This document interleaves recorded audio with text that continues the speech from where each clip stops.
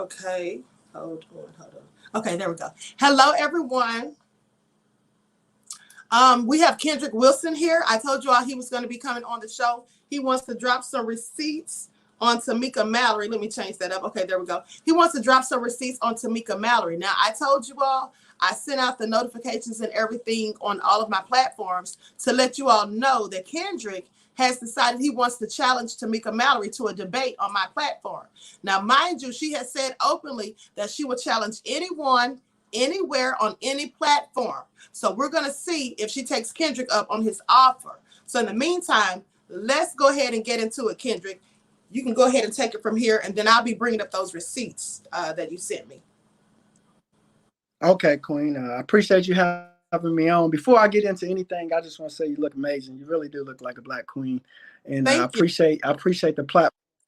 I appreciate the platform and the opportunity to come and try to shed some light to what's going on out there as far as the corruption in the Breonna Taylor case. More importantly, to have two men and women that both are that we're standing up for injustice, claiming that we're standing up for the culture, to actually have a debate. A lot of this stuff has gotten very messy on the internet. So I appreciate you, trying to be a person that's kind of middleman and making sure it don't get too messy, and, having a platform to where we can possibly debate and do it the right way. Because you see presidents and governors and everybody, before they run for office, what do? They debate each other. So I think it's only fair that, we kind of learn from, the country that we live in and how people get in position of power. You have to debate your way into position of power. And if she truly wants to be the leader of our culture and be the person that's standing up, and I think it's fair that we should have a debate. And I challenge Tamika D. Mallory to a debate, fair and square debate. And I think this is a non-biased platform. In fact, you're a Black woman, she's a Black woman, so she kind of got the advantage on this platform. But at the end of the day, I would love to debate her on your platform, because I think your audience is fair. I think they're non-biased. Even your audience is a little hard on me because I date a white woman. I heard somebody say something about that Becky. So, she got the crowd on the side a little bit. So I think it'd be a great platform to debate. And yes, I do challenge her to a debate. Okay, great. Okay. So now I want to start off with this, the first receipt that you sent me, where you have told us previously on an interview you did on here, where you said that she was talking about she was broke and all this stuff. And so you actually sent the receipts where she actually is saying this herself. She actually typed it up or whatever. So I'm going to go ahead and show that. And you can, I'm going to read it, and then you can give your thoughts or whatever you have to say. Hold on just a second. Okay.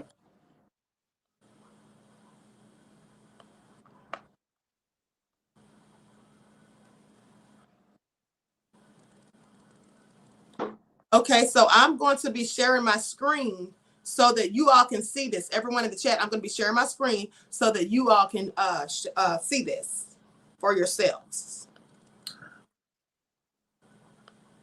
Everyone, please get the likes up. Everyone, please like and share the video so that we draw more people into the algorithm for the viewing. You like and share it right now. Okay, thank you. Okay, so now I'm going to read this, and then we're going to let Kendrick give his thoughts on this. It says, this morning, now this has her name on here, as you can see. It says Tamika D. Mallory. Let me zoom in. Okay. It says in Louisville. That's right. It's dated October the 6th, 2020. Tamika D. Mallory is in Louisville, Kentucky. It says, this morning, I was chatting with my sister at Kim Blackwell, PMM, thanking her for sending help when I was at a low point at the end of 2019. Now, in late December, my car was about to get repoed, and I was struggling to decide if I should buy groceries and pay other bills or save my vehicle. I was fresh out of a PTSD program and had been struggling with addiction due to severe depression from a very challenging and publicly painful time. Fast forward to this year, so many blessings have fell upon me. I recently signed a major book deal, and my podcast at Street Politicians Pod with at My Son General is about to have a big launch at the Gods Charlemagne the God's new network, The Black Effect. God is my constant provider. Since having at Ty95_at18 and becoming a single mom 2 years later when his father was murdered, God has been providing. My faith is strong. I'm rooted in the belief that if I give myself away, he will continue to hold me. I'm crying as I write this because I know about the power of the blood. And I pray that every day that I will be cleared of insecurity, negativity, bad behavior, and all the things that people don't see. We all have family. For those struggling, don't you give up. Help is on the way. It may come in the form of a friend or an opportunity, but it's coming. Sounds all very good. Yeah, I mean, sounds good. It does sound good. What stood out to me and what made me lock in that specific that Facebook post, what made me lock that in, I knew it was going to come back to play. I knew somehow, some way she was going to stick her foot in her mouth. And when she said produce the receipts, well, that's one of them right there, because you got to understand what's going on in that post. She's stating that before she came to Louisville, that she was broke. She said she was struggling to whether she should, take care of her car or whether she should buy certain groceries. So basically she was broke. And what it tells me, she doesn't know how to manage her money. And more importantly, she doesn't know how to, if you can't manage your money, how are you going to manage a whole culture and be a leader? Last time I checked, this movement is based on money. From what we can see, everything's about money, money, money.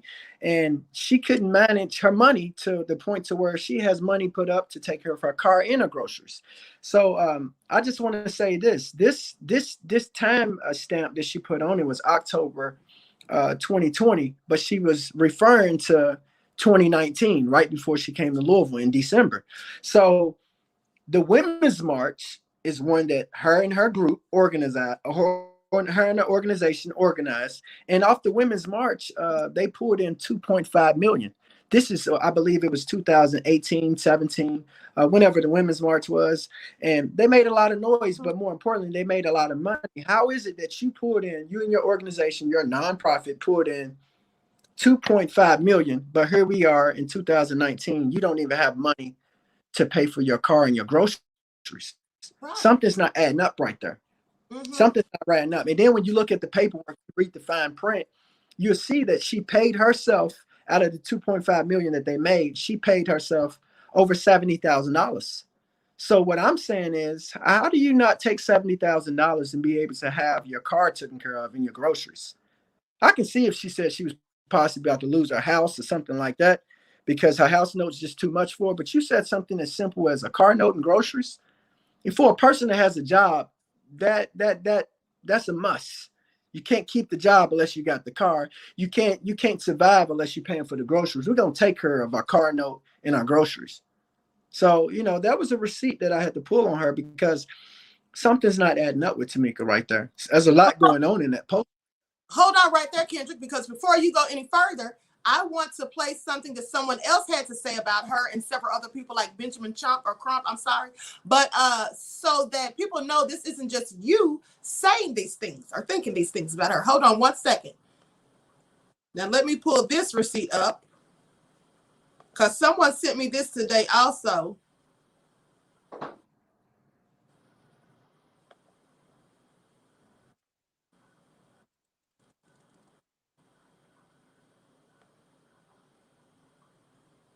Okay, here it is, and I'm going to share my screen once again so everybody can see this. And Kendrick, I don't even know if you've seen this yet. But this is Tamir Rice's mother. Okay. Speaking on her, and I did report that Tamir's mother was going in on them the other day, but this is something else. I think it's an interview she did or whatever. Okay, so let me enlarge this. Certain times I wanted to I did not understand we're communicating. It's kind of strange. It's kind of strange. Like certain times I wanted to stand up. My attorney at the time was Ben Crump, and he kind of told me, like, if they not gonna pay an angry black woman And, you know, I was kind of limited to say what I wanted to say. And I'm like, it didn't feel good. And somewhat they kind of co-signed, certain individuals kind of co-signed that. And I'm not going to say all of the LGBT queer community has been good to me, you know, but the ones that have been, they have, but the ones that actually, you know, is under those certain type of teachings that they teach over at Black Lives Matter, whatever, they do have a certain type of way of just being all up in your business. But again, we're vulnerable, so we're talking, we're letting them know, because at that time we make them a part of our case, okay?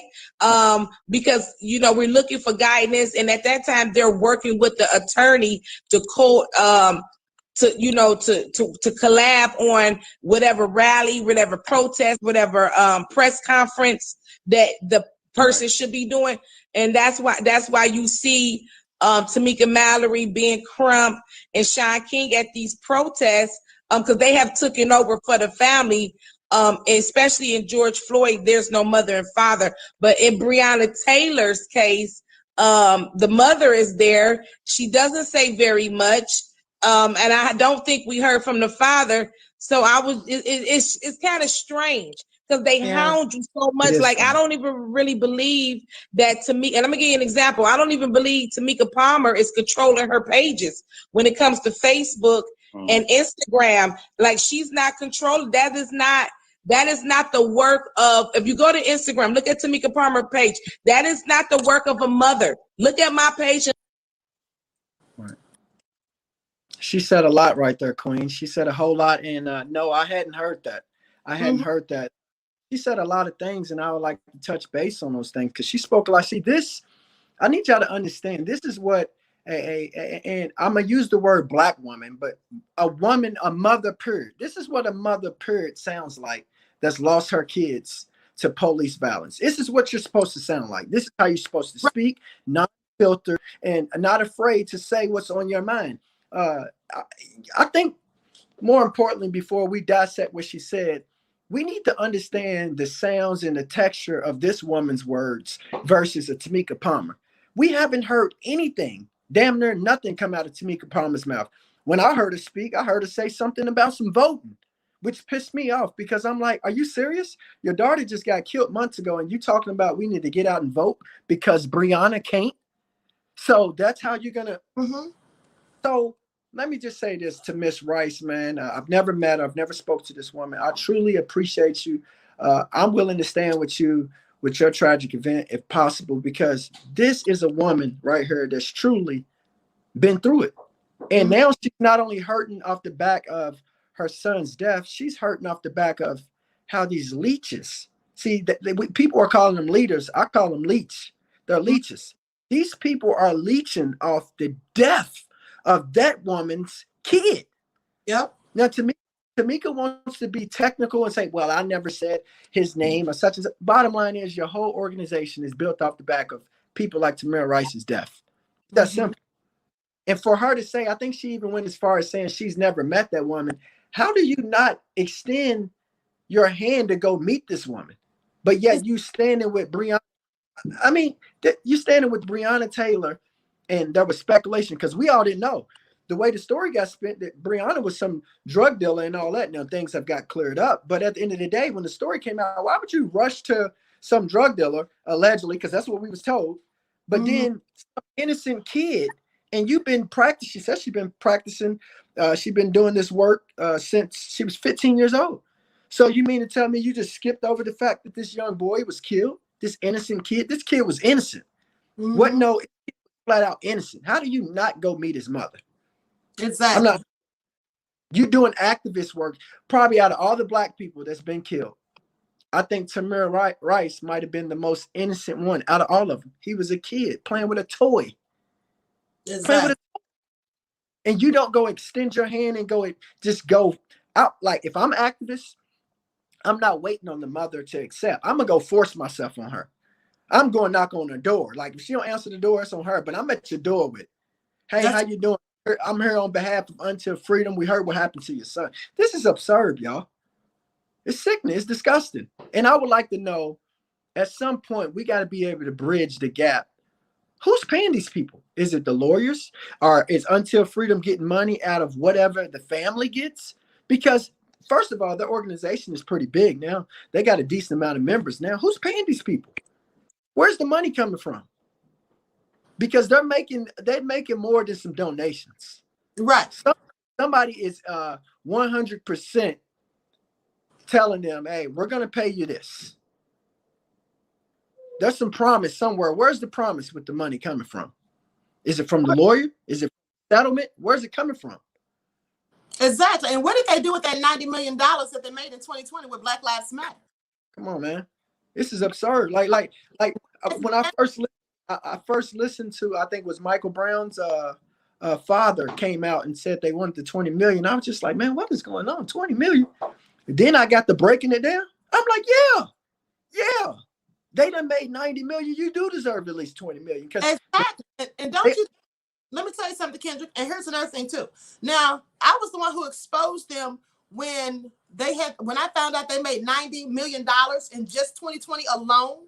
I went on my live and I showed the receipts, how they have an organization called Act Blue, and a lot of the money was going to them. And they had like the top 10 vendors. The number one vendor was Sloppy Joe Jim Crow Biden, and the number 2 was Bernie Sanders. And then 3 days later, Black Lives Matter comes out and admits that some of their money went to political campaigns. And also, they finally say for the first time in 8 years that they've been in existence, now they want to talk about their finances. They only did that because they got exposed. So my thing is, these people are making all this money and they're not doing anything for the families of the victims. That's what I find very strange. So how are you? You're not getting anybody justice. None of these people that protested for have gotten a bit of justice. Now continue. No, you're right. I'm not just piggyback on what you said. It's very strange. I mean, are you people even offering to get these families out of the setting of where their kids got killed at? I mean, I'm sitting right here looking at a case that happened here in Louisville. What's more cases in Louisville that y'all don't know about? This family is still living in the same house that the incident went down under. If you look up Mario Andretti, the same as the NASCAR driver, if you look up his name, they're still in that house. And you know what? When Until Freedom was here, they never said their name. They never stood with these people. You mean to tell me that y'all sitting on $90 million plus? Or y'all have access? Are y'all sisters and brothers with different organizations that's generating this much money? But yet y'all not even getting these families out of the environments where these exact situations went down?